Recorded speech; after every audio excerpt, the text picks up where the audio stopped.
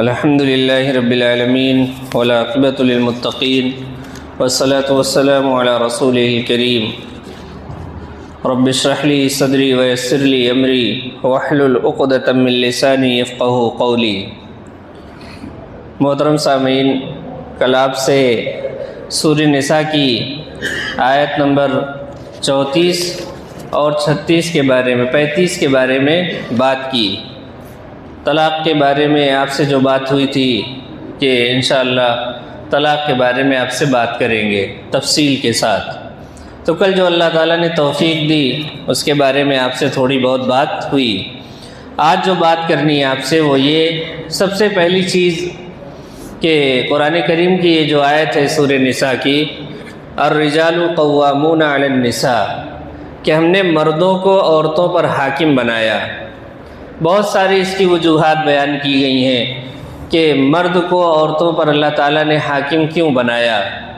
ایک تو عقلی لحاظ سے، دوسرے طاقت کے لحاظ سے، تیسرے جو ہے قوت برداشت کی وجہ سے کہ عورت کے اندر بہت زیادہ سہنے کی شکتی نہیں ہوتی، یعنی اس کے اندر برداشت کرنے کی طاقت زیادہ نہیں ہوتی باتوں کو مردوں کے مقابلے میں۔ نہیں تو یہ ہوگا کہ درد کے پھر عورت زیادہ برداشت کرتی ہے، وہ ایک الگ مسئلہ ہے۔ یہاں پر اللہ تعالیٰ نے اس کی وجہ بھی بیان کر دی کہ کیوں ایسا کیا ہم نے، وَبِمَا أَنفَقُوا مِنْ أَمْوَالِهِمْ، کیونکہ وہ ان کے اوپر کیا کرتے ہیں، مال خرچ کرتے ہیں۔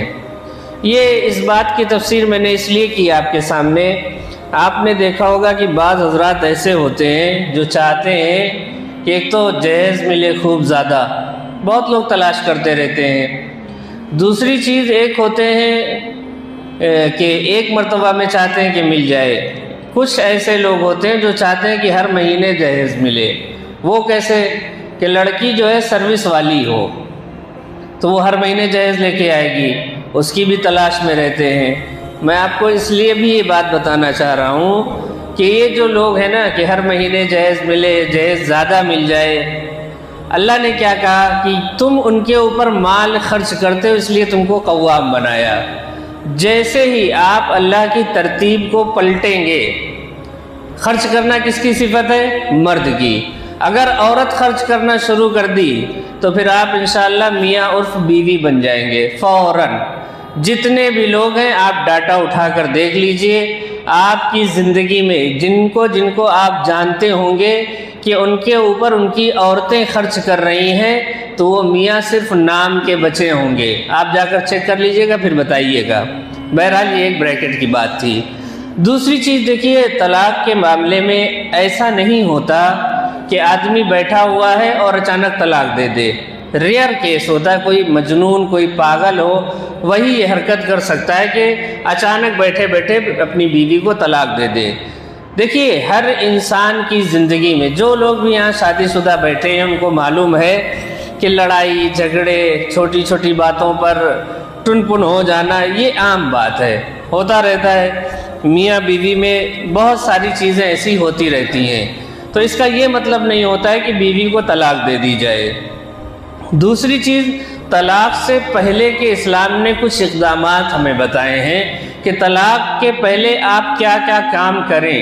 سب سے پہلی چیز دیکھیں کہ بیوی کو کیا ہے، اللہ تعالیٰ نے ٹیڑھی بنایا ہے، پسلی سے بنایا نا، پسلی کا آپ دیکھیں ڈیزائن ٹیڑھا ہوتا ہے۔ اس چیز کو اگر آپ زبردستی سیدھا کرنے کی کوشش کریں گے تو ٹوٹ جائے گی۔ باتوں سے آپ جتنی بھی زیادہ کوشش کریں اتنا زیادہ بہتر ہوتا ہے۔ تو پہلی چیز نصیحت کریں، یعنی اپنی باتوں سے سمجھائیں، بتائیں، جو بھی آپ کر سکتے ہیں ویسا آپ کام کریں۔ اور یہ بھی بتا دیں کہ ٹیڑھ پن اس کی خراب ہونے کی دلیل نہیں ہے۔ آپ کو میں ایک مثال دے رہا ہوں، یہیں بیٹھے بیٹھے آپ دیکھیں یہ مسجد میں محراب بنی ہوئی ہے نا، وہاں اوپر بنی ہے، اگر اسی کو آپ بالکل سیدھی بنا دیں اتنی خوبصورتی نہیں رہے گی اس میں، حالانکہ یہ محراب ایسے ٹیڑھی بنی ہوئی ہے، خوبصورت زیادہ ہے۔ تو پتہ کیا چلا کہ عورت کے ٹیڑھ پن میں اس کی خوبصورتی چھپی ہے۔ اور ایک راز ہے اس کے پیچھے، اللہ تعالیٰ نے جان بوجھ کو عورت کو ٹیڑھا بنایا۔ کیوں بنایا؟ اگر وہ ٹیڑھی نہیں ہوگی تو ہم کیا ہو جائیں گے؟ ہم بہت ٹیڑھے ہو جائیں گے۔ اس کے ٹیڑھے پن کی وجہ سے ہم شریف بن کے بیٹھے ہیں۔ ہوتا ہے نا، آپ دیکھیں بعض پاگل قسم کی عورتیں ہیں جن کو مطلب بہت عقل نہیں ہے، لیکن کچھ معاملے میں وہ ایسا پکڑتی ہیں مرد کو کہ مرد بیچارہ ایک دم دونوں ہاتھ اٹھا دیتا ہے۔ آپ سمجھ رہے ہیں، اشارہ میں کر رہا ہوں بس کافی ہے۔ تو یہ اللہ تعالیٰ نے ان کے اندر جان بوجھ کر یہ صفت رکھی ہے۔ ان کا ٹیڑھپن اس لیے رکھا ہے تاکہ آپ حضرات یعنی ہم لوگ ٹھیک ٹھاک رہیں، ورنہ پھر بہت سارے کیس کرتے پھریں گے۔ واللہ عالم بالصواب۔ تو سب سے پہلی چیز کیا ہے کہ عورت کو نصیحت کے ذریعے اسے سیدھا کرنے کی، اسے صحیح کرنے کی کوشش کی جائے۔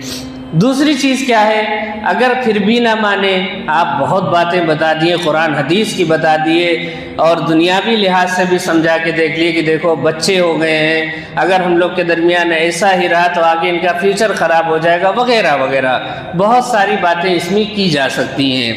دوسری چیز کیا کریں، وقتی علیحدگی کر لیں کہ تھوڑے دن کے لیے اس سے جدا ہو جائیں، اس کے مائکے چھوڑ دیں کچھ دن کے لیے۔ جب مائکے عورت جاتی ہے تو شروع میں بہت خوش ہوتی ہے، جس دن اسے جانا ہوتا ہے 2 دن پہلے تیاری کرے گی، آپ کو خوب بہترین کھانا بنا کر کھلائے گی، ساری باتیں مانے گی۔ جس دن پہنچ جائے گی تو کیا ہی کہنے، لیکن کچھ ہی دن میں اسے یہ بات کا احساس فوراً ہو جاتا ہے کہ مجھے اپنے شوہر سے دور نہیں رہنا چاہیے، تو وہ فوراً کیا کرتی ہے، آپ کو فون کرے گی۔ اس میں بہت ساری مزاحیہ بھی باتیں ہیں کہ ایک عورت نے فون کیا کہ آئیے ہم کو لے کر چلیے، تو پوچھا شوہر نے کیا بات ہے، کہا نہیں وہ لڑنے کا مزہ جو ہے نا وہ یہاں نہیں آ رہا ہے جو آپ سے لڑنے میں آتا ہے۔ بہرحال یہ تو ایک مذاق کی بات ہے، لیکن بہت ساری ایسی وجوہات ہوتی ہیں کہ جب میاں بیوی دور ہوتے ہیں تو محبت اور زیادہ اس میں کیا ہے پیدا ہونے کے چانس بن جاتے ہیں۔ تو وقتی علیحدگی کر کے دیکھ لیں، تھوڑے دن بیوی سے دور ہو جائیں، اس سے بھی بات نہیں بن رہی ہے تو ایک ثالثی اپنے درمیان قائم کریں، یعنی لڑکی والوں کی طرف سے ایک بڑا آ جائے، لڑکے والوں کی طرف سے ایک بڑا آ جائے، دونوں بیٹھ کر بات کریں، دونوں خاندانوں کی جانب سے ایک آدمی ایسا آ جائے جو سمجھدار ہو، پڑھا لکھا ہو، دین کی باتیں جانتا ہو، شریعت کو سمجھتا ہو۔ کوشش کریں کہ ایسے لوگوں کو بیچ میں لا کر اپنی بات رکھیں اور وہ لوگ اس مسئلے کو حل کرنے کی کوشش کریں۔ کیسے کوشش کریں؟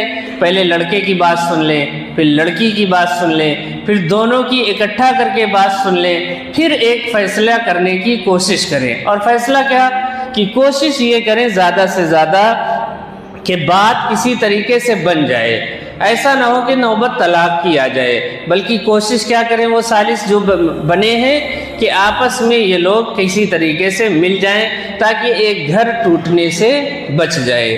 چوتھی چیز کیا کریں، 3 بار آپ نے کوشش کی نہیں مسئلہ حل ہو رہا ہے، بیوی کے ساتھ بستر الگ کر لیں، بیوی کے ساتھ سونا چھوڑ دیں۔ یہ بستر الگ کرنا بڑی ہی زبردست حکمت ہے۔ جب آپ اس سے الگ ہو جائیں گے تو ہو سکتا ہے، ہو نہیں، اس 99% چانس ہے کہ ہوتا ہے نا کہ دماغ میں ایک چیز کلک کرتی ہے کہ نہیں اب معاملہ بہت ٹیڑھا ہو گیا ہے، اب رجوع کر لینا چاہیے، اب اپنے شوہر سے بات بنا لینی چاہیے۔ ان چاروں کاموں کو کرنے کے بعد بھی اگر بات نہیں بنتی ہے تب طلاق کا مسئلہ آ کے شروع ہوتا ہے۔ پتہ کیا چلا کہ طلاق جو ہے آخری درجہ ہے، پہلا درجہ نہیں ہے۔ کیا ہے؟ طلاق آخری اسٹیپ ہے، فرسٹ اسٹیپ نہیں ہے۔ اسلام نے کبھی اس کو اچھی چیز نہیں مانا ہے۔ حدیث میں آتا ہے کہ ابغض الحلال الی اللہ الطلاق، یہ ابو داؤد کی روایت ہے کہ اللہ تعالیٰ کے نزدیک ناپسندیدہ چیز جو ہے سب سے زیادہ حلال چیزوں میں، جو چیزیں حلال ہیں اور ان میں سب سے زیادہ ناپسندیدہ جو چیز ہے وہ طلاق ہے، تو اس سے بچنے کی کوشش کرنی چاہیے۔ روایت میں آتا ہے کہ جب کوئی بندہ طلاق دیتا ہے تو اللہ کا عرش ہل جاتا ہے اور اللہ کو یہ چیز بالکل بھی پسند نہیں آتی۔ تو کیا ہے کہ طلاق آخری مرحلہ ہے، پہلا مرحلہ نہیں ہے۔ ایک اسٹیپ کے حساب سے آپ کام کریں، ہو سکتا ہے اللہ آپ کی بات بنا دے۔ اس کے بعد اللہ تعالیٰ نے طلاق کی حکمت بیان کی۔ قرآن کریم کی آیت ہے الطلاق مرتان فامساک بمعروف او تسریح باحسان، کہ 2 مرتبے ہیں طلاق کے۔ کیا کیا ہیں؟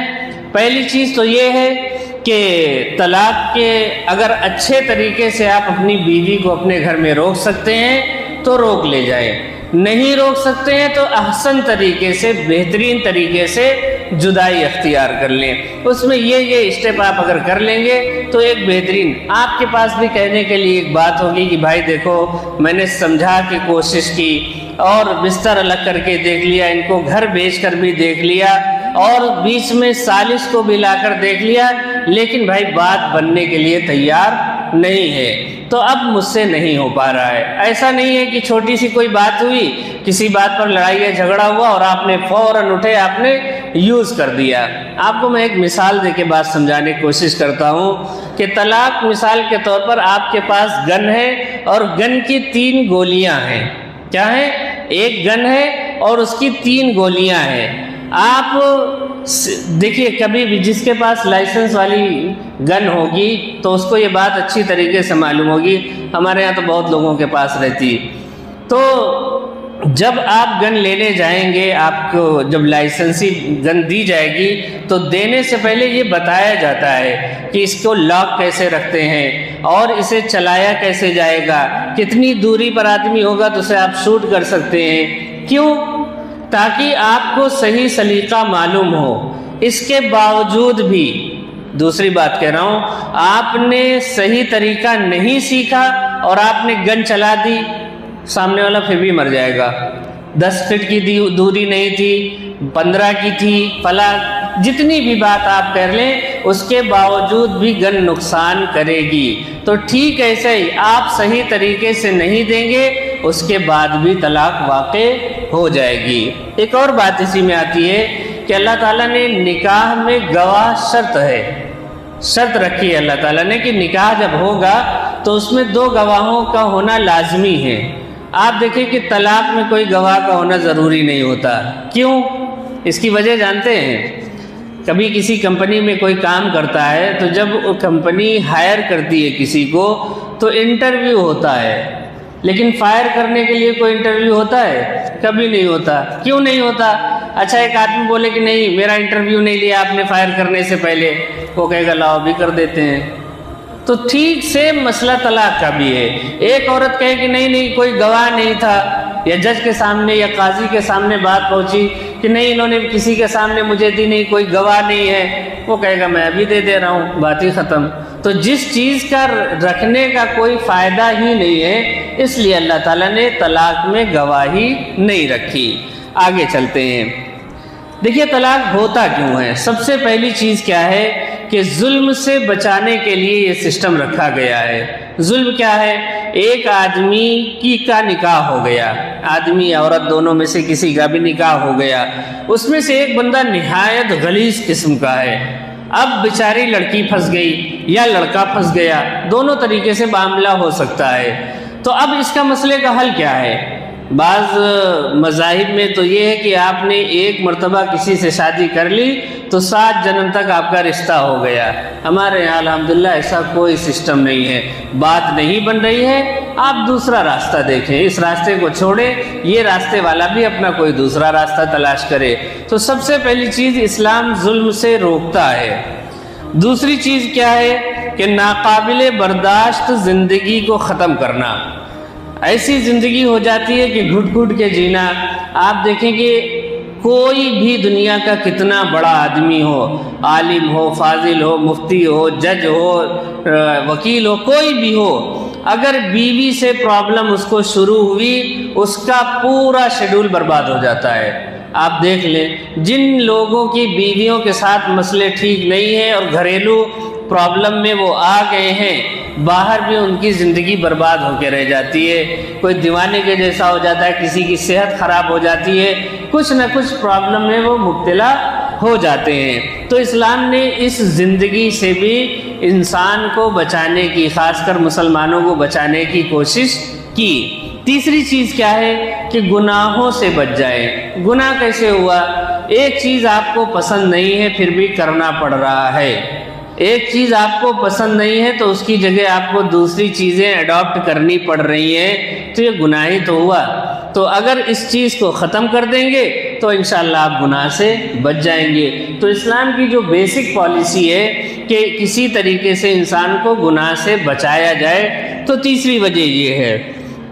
چوتھی چیز کیا ہے کہ دونوں کو نئی زندگی کا موقع ملے۔ ایک ہوتا ہے کہ انسان نے غلطی کر لی یا غلطی سے ایک کام ہو گیا یا جان بوجھ کر ایک کام ہو گیا اور آگے چل کے وہ کام بگڑنا شروع ہو گیا، تو دونوں کو یہ موقع ملنا چاہیے، یہ اختیار ہونا چاہیے کہ اسے ایک دوسری زندگی شروع کرنے کا موقع مل سکے۔ پانچویں چیز کیا ہے کہ نفسیاتی سکون ہو۔ قرآن کریم میں اللہ تعالیٰ نے کہا کہ لِتَسْكُنُوا إِلَيْهَا، کہ تمہاری یہ جو بیویاں ہیں نا، یہ تمہارا سکون کا ذریعہ ہے، ان سے تم کیا تسکین دل حاصل کرو۔ اب پتہ چلا کہ جس مقصد کے لیے آپ نے نکاح کیا ہے وہی حاصل نہیں ہو رہا ہے، تب تو پورا کام بیکار ہو گیا ہے۔ ایک کام ہم کر رہے ہیں، مثال کے طور پر ہم نماز پڑھ رہے ہیں تاکہ ہمیں ثواب ملے، تاکہ ہم جہنم سے بچ سکیں، تاکہ ہم جنت میں جا سکیں۔ اب نہ ہمیں جنت مل رہی ہے نہ ثواب مل رہا ہے، تو پھر کیا ہے، بے فائدہ ہو جاتی ہے چیزیں۔ تو نفسیاتی سکون انسان کو حاصل ہو سکے۔ اصل میں کیا ہے کہ اسلام جو ہے نا زبردستی کا دین نہیں ہے۔ قرآن کہتا ہے لا اکراہ فی الدین، کہ دین میں کوئی کراہیت نہیں ہے، نہ دین میں کوئی زبردستی ہے۔ اور ان چیزوں میں ایسا معاملہ ہو جاتا ہے کہ جب کوئی آدمی زبردستی کرتا ہے تو باتیں بننے کے بجائے اور بگڑتی چلی جاتی ہیں۔ کل انشاءاللہ زندگی رہے گی تو طلاق کی قسمیں کتنی ہیں اور طلاق دینے کا سنت طریقہ کیا ہے، اس پر بات کریں گے۔ آمین یا رب العالمین۔ وآخر دعوانا ان الحمدللہ رب العالمین۔ سبحان اللہ وبحمدہ، سبحانک اللہم وبحمدک، اشہد ان لا الہ الا انت، استغفرک واتوب الیک۔ سبحان ربک رب العزۃ عما یصفون وسلام علی المرسلین والحمد للہ رب العالمین۔